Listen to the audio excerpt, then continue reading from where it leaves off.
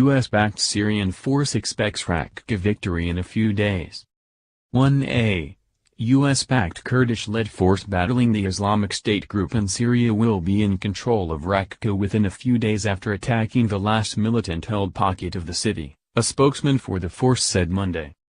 Mustafa Bali of the Kurdish-led Syrian Democratic Forces, or SDF, also said that fierce street battles were underway near the main hospital in Raqqa, once the de facto capital of the extremist self-proclaimed caliphate. SDF fighters launched an operation to retake the last is-held pocket of the city after some 275 militants and their family members surrendered over the weekend.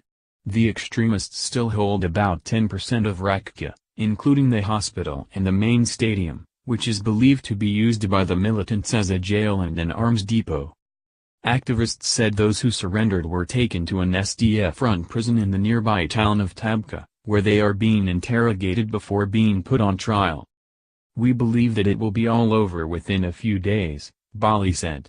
"Those Islamic State fighters who are still inside will fight to death."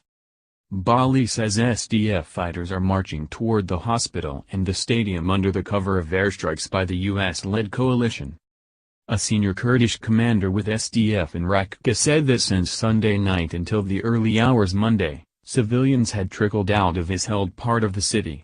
The commander, who spoke on condition of anonymity because he was not authorized to speak to the media, said that more than 400 civilians have reached SDF fighters and are now with us.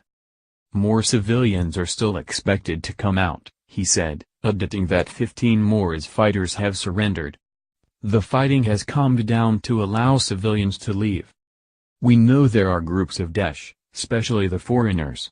We want to speed up the campaign, no more than 2 or 3 days," the commander said. Daesh is the Arabic name for IS. Meanwhile, Syrian government forces and their allies began a major offensive on IS-held neighborhoods in the eastern city of Deir el-Zor, according to state TV and the opposition's Britain-based Syrian Observatory for Human Rights. The observatory said government forces are pushing through 2 neighborhoods under the cover of airstrikes by Russian warplanes.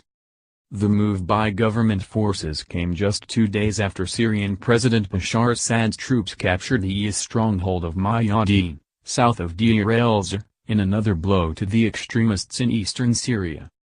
The loss of Raqqa and Deir el-Zor would hand another major blow to IS, which has lost most of the territory it once held in Syria and Iraq.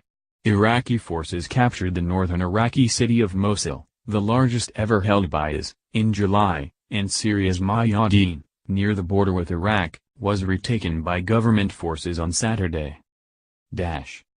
Associated Press writer Sarah Eldib in Beirut contributed to this report.